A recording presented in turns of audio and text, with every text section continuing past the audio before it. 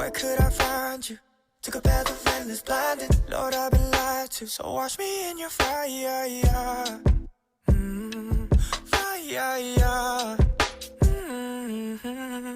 You could take all I got. I don't mind, long as your will is done. Leap of faith is all I got. I'm dying, trying long as it's for the sun. You don't wanna weather the storm, so no weapon shall ever form against me. But a faith and up outside, I confide in the light of my Prince of Peace. Gotta give all of my life surrender, so just watch me in your fire. Show me the way to all your fire. Been a while since I've called your name. Oh God, please take me higher. Take me to your higher place.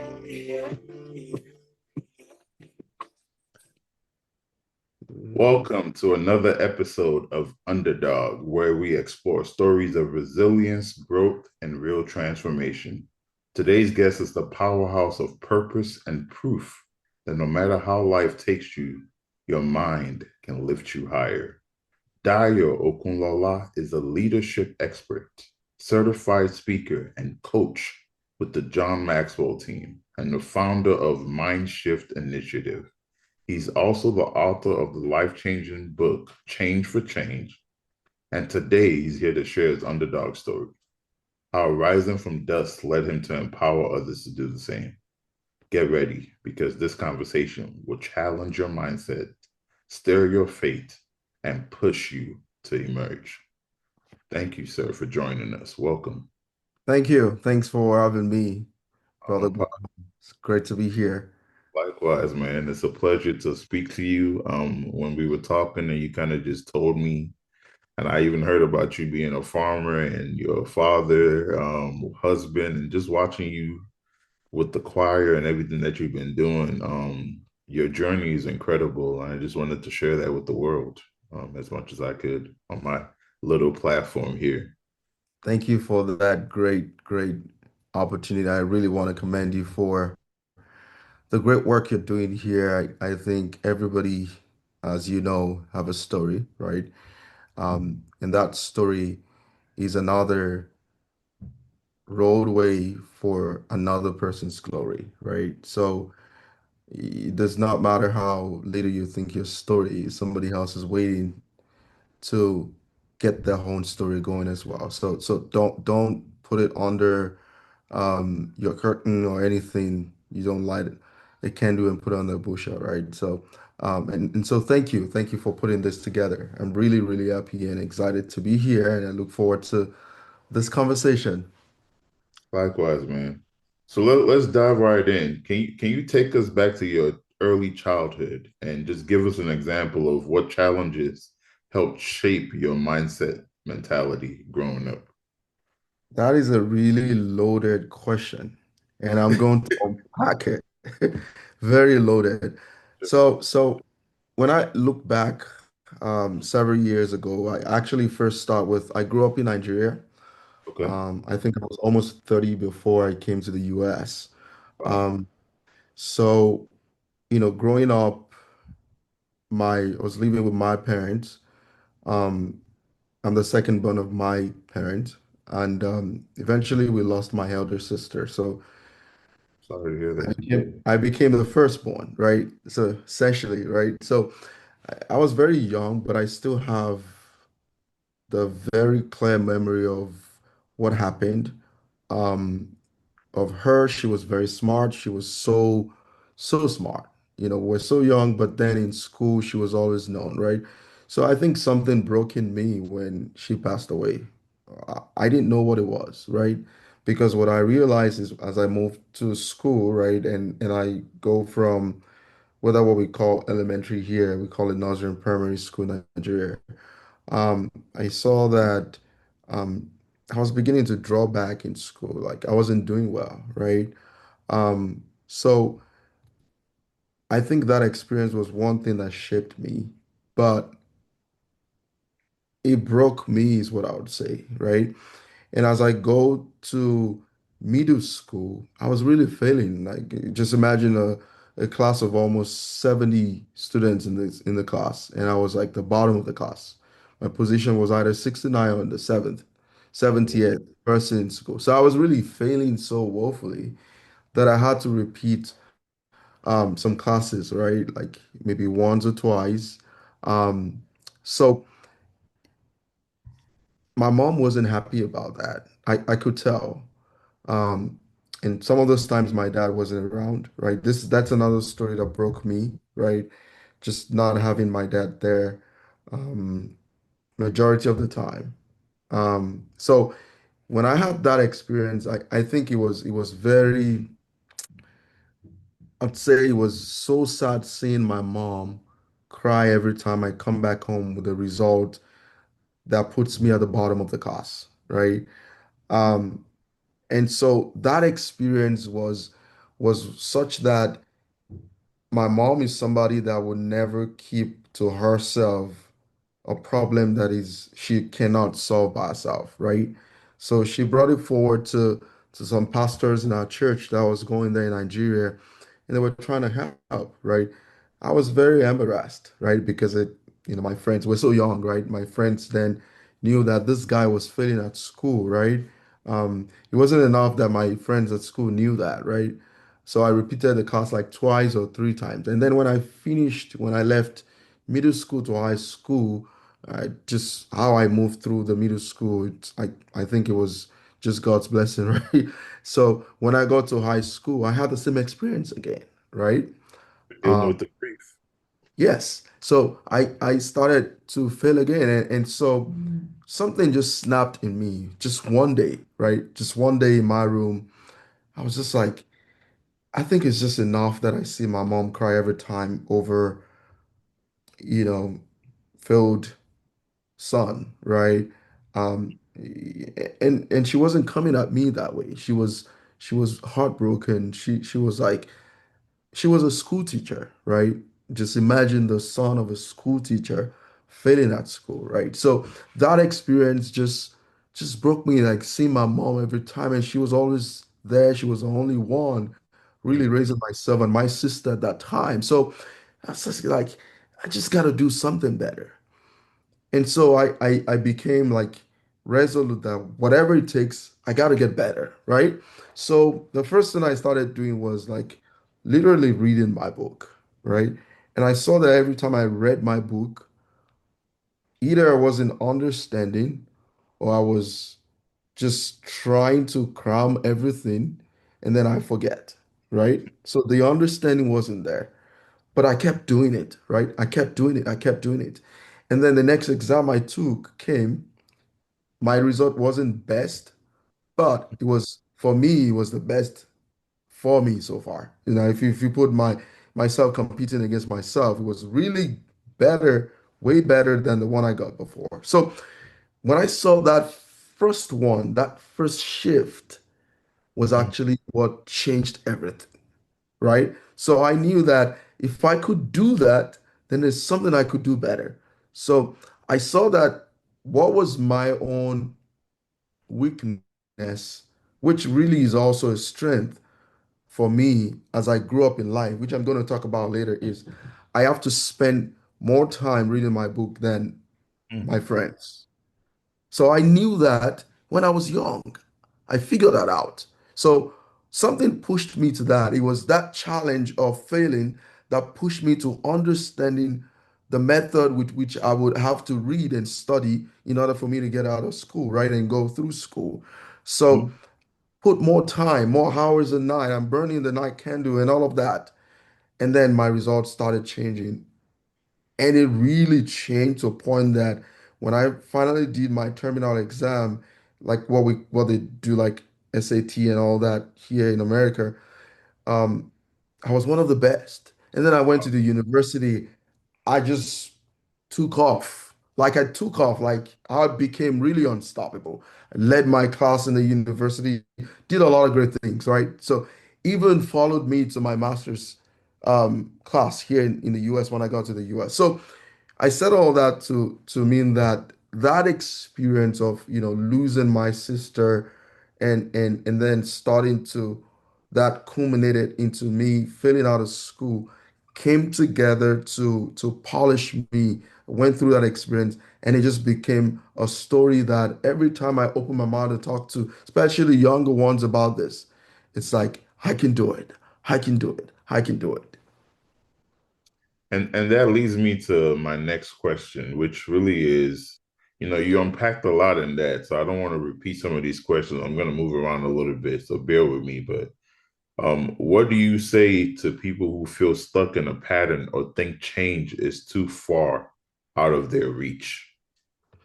That's a good question, and really a great question that I think I'm in a better position to answer as maybe some other people are because I've gone through it, right? Yeah. I felt stuck before Mm, because, and I have other examples too. I can give you even my experience when I got to the US.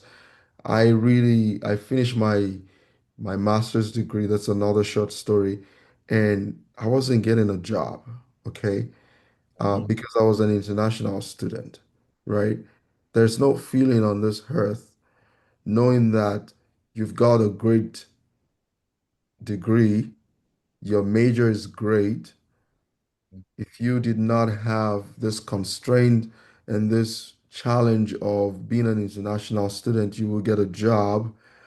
Not even my skin color was a roadblock at that point because I think my result was covering everybody's eyes. But the point where I do the interview and they ask me, are you going to require visa sponsorship and all of that? And I say, well, I'm an F1 student.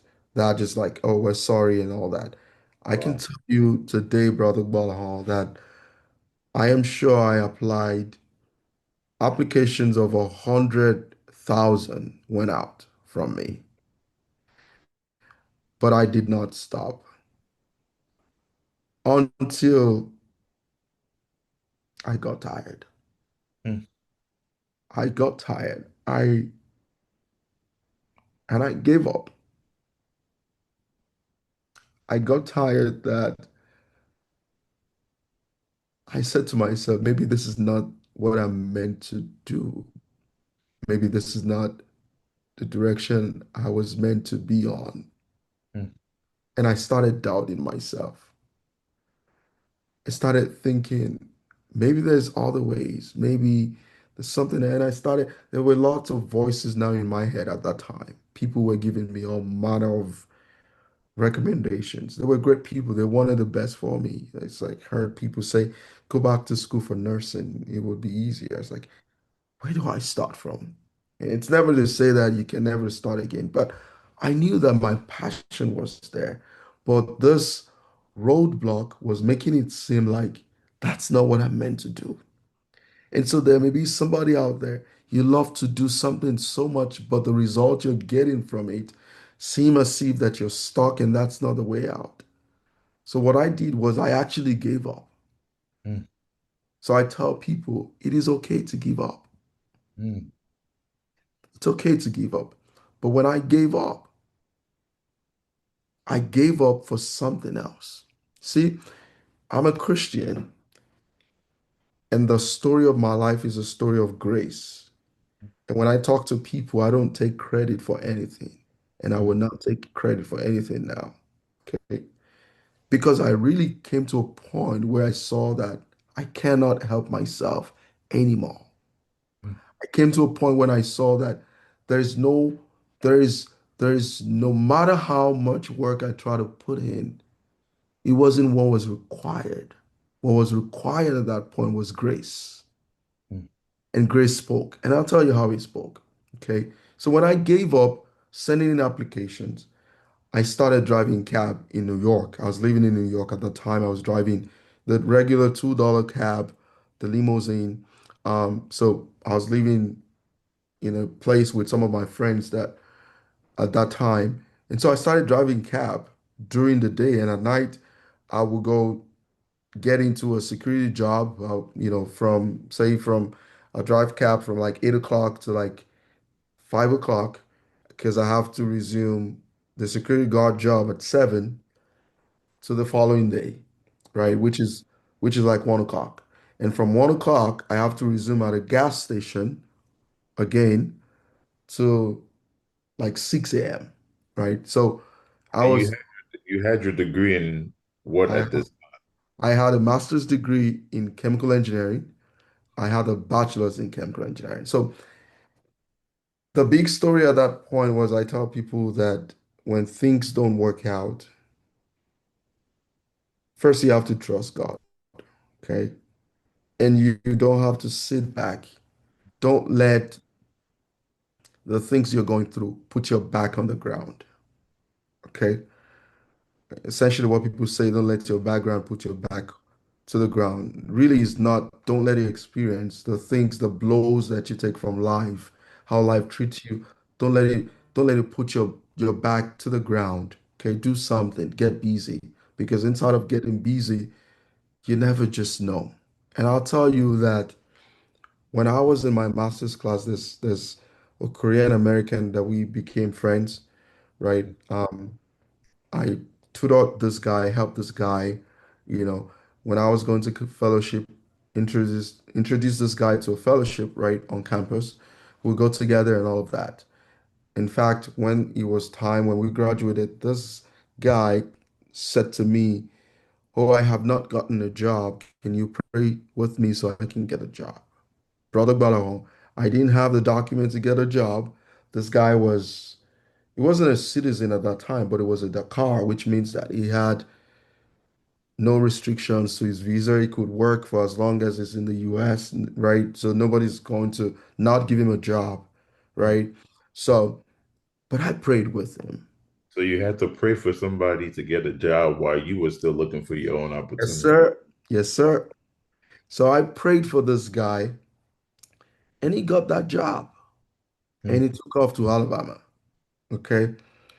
So a few months later, I was just on Facebook and I saw him and I just say, "Hey, hi, Joanne. It's been a while. Hope you're doing great. How's your job?" And things like that. And I just left it at that. And he replied, he said, "Oh, it's been a while, Dayo. I'm sorry I haven't reached out." I said, "No, no, you don't have to be sorry. I know that you're busy." And he was asking me, "What's up now? What am I doing?" I said, "I'm in New York. I'm still driving cab and and things like that." And it was like, "Just send me your resume, right?" And I sent him my resume. Um,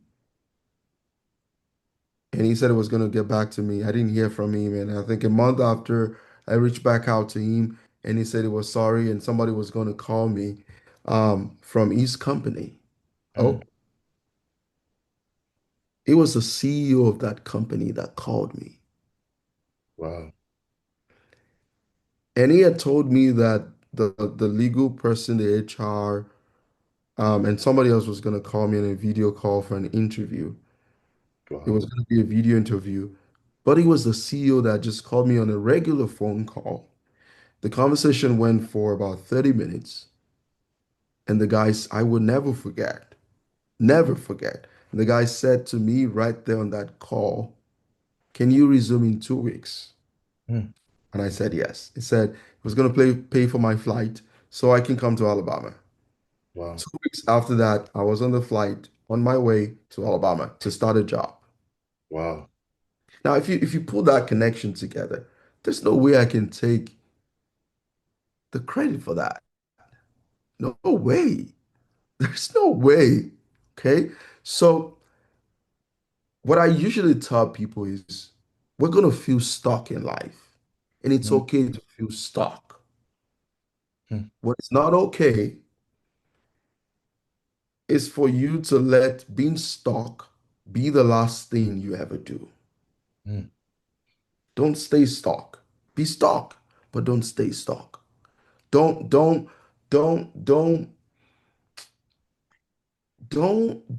let the things that you go through define the life that you live.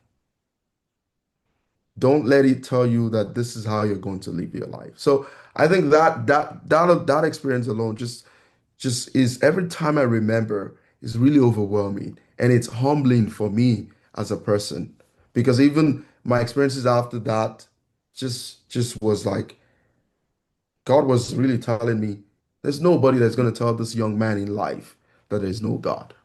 hmm. That's powerful. I think what really spoke volume to me as you were talking just now is like in the midst of you doubting yourself, in the midst of having every reason to really question if God is on your side. Here comes somebody asking you to pray for the same thing that you're wishing for yourself. Yes, sir. You really had to like be like, you know what? I don't have this, but I'm gonna pray that you get it. Yeah, I don't have it for myself yet. yeah. And the reality as humans, it's hard for us to be like, oh, let me pray for somebody that they get a house, but I'm still living in an apartment myself. It And that's kind of where that it's the hardest thing to do because yeah. I remember then it was in school. I looked at him, I was like, "Are you really asking me that?" Mhm. Like, and I already told him the story of, okay, this is because we talk, right? This is how many applications I've got out there, and this is where I get to before they tell me, "Oh, well, sorry, there's no job for you here." But I still had to pray. It was hard. And that's kind of how God works, right? Here was a moment for you to say no or, grumble under your breath or not really pray for him. But it's clear that the prayer that you said was kind of his last hope.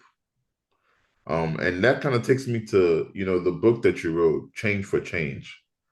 It says here that in the book, it says the change that changes your life. What does that mean for someone who's lost hope? Because I'm looking at the friend that you just talked about. It seems as if he came to you in a moment where he had lost all hope that he would ever get a job, right?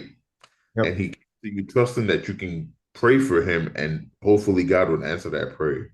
So back to my question, I know it's a roundabout question, but what do you say to somebody that changes your life for somebody who's lost hope?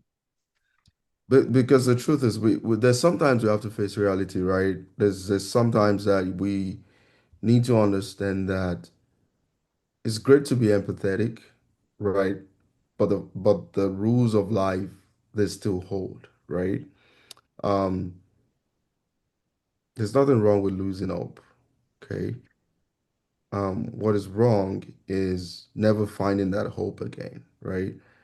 For somebody who has lost hope, this is what I'm going to say to them. They may have to go through chapter two of my book, right? And I have it right here in my hand. I don't know if anybody can see it. If you go to that chapter two, if you go through it, the title was Identity Search, right?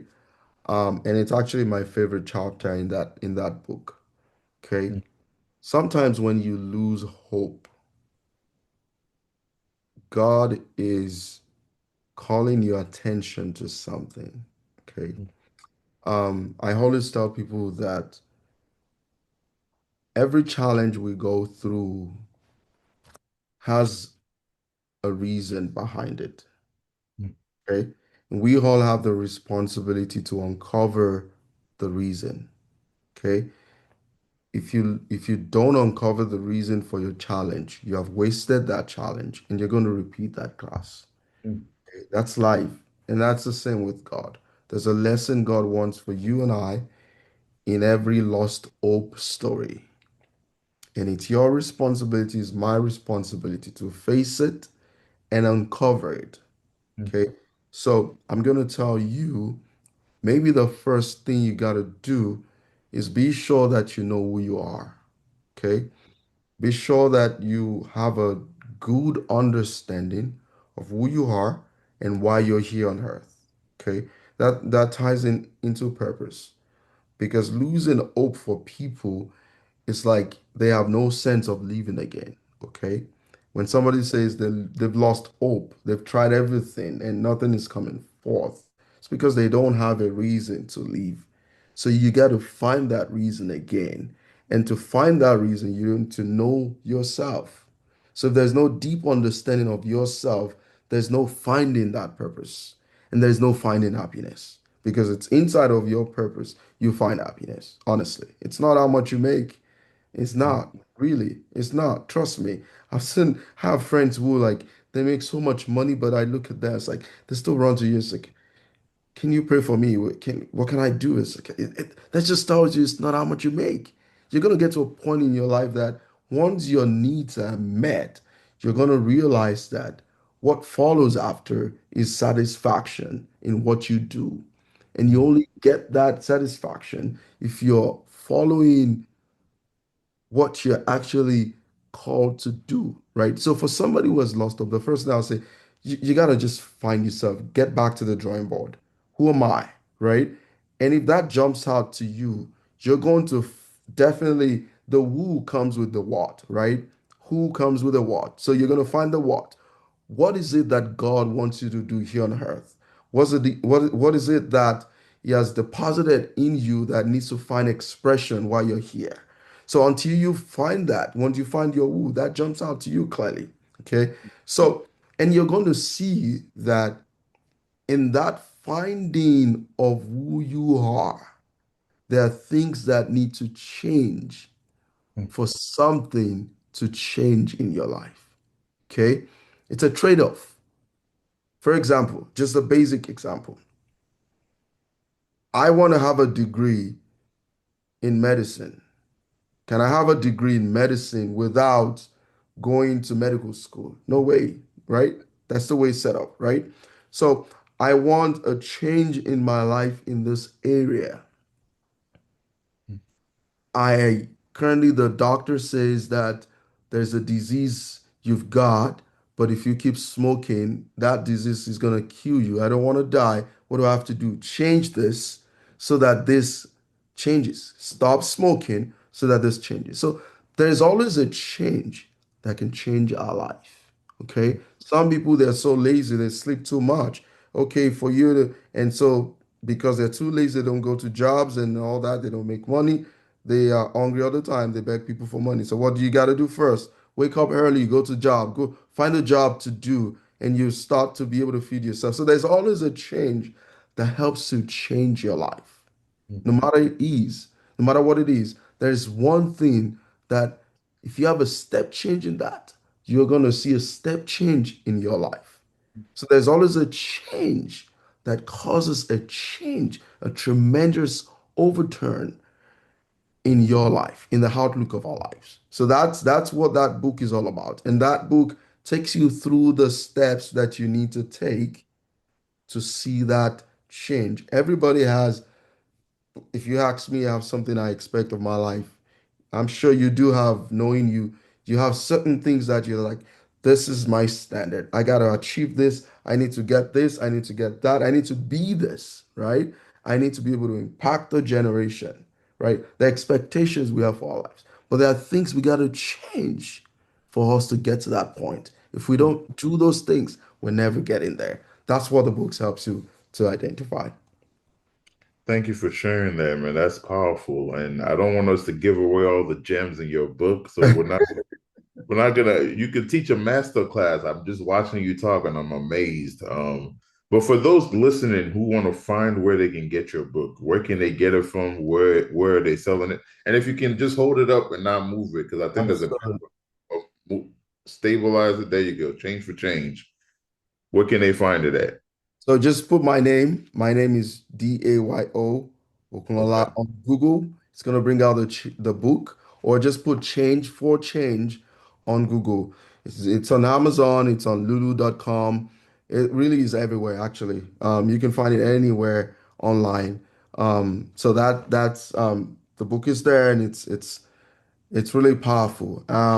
It's you write books in moments where you're going through stuff. For me, that's what I do. I wrote this book when I was going through the things I just described to you in New York and many more, right? I lived, there was a week I went without food, not because I was fasting. I had no money on me in New York. And I was walking the street of Queens and it was rainy and stormy. I remember the breeze nearly just blowing me off my feet, and I had to hold on to um, a pole just right by me. That's because I was so light. There was no food in me. I haven't eaten in days, right? So I was going through those things. And recently my wife picked up this book and my wife was reading it. And she was like, "Did you write this?" And I picked what she was showing me, and I was like, "Did I write this? Did I write this?" So even me had to go back and read my book. That's how Wow. powerful that book is. So pick up a copy, and you can, my email is there. You can send me email of questions, or thoughts or feedback, really be looking forward to those. And before we end, I wanted to go through what I like to call rapid fire. First time doing this, I'm just going to ask you a few questions. And some of it may be one word or a quote or something like that, but the idea is to just keep it short and leave our listeners wanting more. So the first question is, what's one word to describe your journey? Grace, that's it. Awesome. Grace. Name one quote or principle that kept you going. If you can fix your mind, you can change your life. Hmm, powerful. Okay, what's a change you're still working on personally? That's a really great one. So I think, and I'm gonna keep this short. You know how they say that the things um, that you grow up doing, they have a way of forming and shaping you, right? Um, it doesn't make it right, okay? There's certain way I, there's a certain way I'm forced to think because of the things I went through. I tend to always want to think that um, have seen it all type mindset, right? you know, and so tend to make me want to be close-minded, right? So I've been very intentional about it lately to say that there's other people that have actually gone through worse, okay? The people going through right now, I've never gone through a war, right? The people who have gone through one, right? So that there's also some some remarkable stories out there, right? So keep an open mind. So I'm working intentionally on that, just so that as I meet people and talk about their great experiences, I'm listening more than I'm speaking about my experiences. Hmm, that's powerful. Um, I'll ask this question because I ask every guest. Obviously, you are our underdog of this week that we're filming. But if you had to pick one underdog, that you kind of looked at their story and it motivated you, whether it's sports or just real life, who would that person be? Actually, that's going to be my mom. Okay. She is an underdog. Hmm. Um, Actually, my next book is it's going to be around her life, right? I've heard stories of mothers, but I think mine is just it's just overwhelming. She is she's a description of light, of hope, Hmm. of resilience, of power, of merit, and she embodies the fact that nothing is impossible. Hmm. Okay, so my next book is definitely going to be around her life. So she's my underdog. Okay. Well, thank you for sharing your story with us. Thank you for coming. A huge thank you to you for being real, bold, full of wisdom, and just sharing such personal stories that you didn't have to share with us and with our audience. And with that, until next time, y'all. Thank you. Thank you for having me. Thank you, Brother Baham.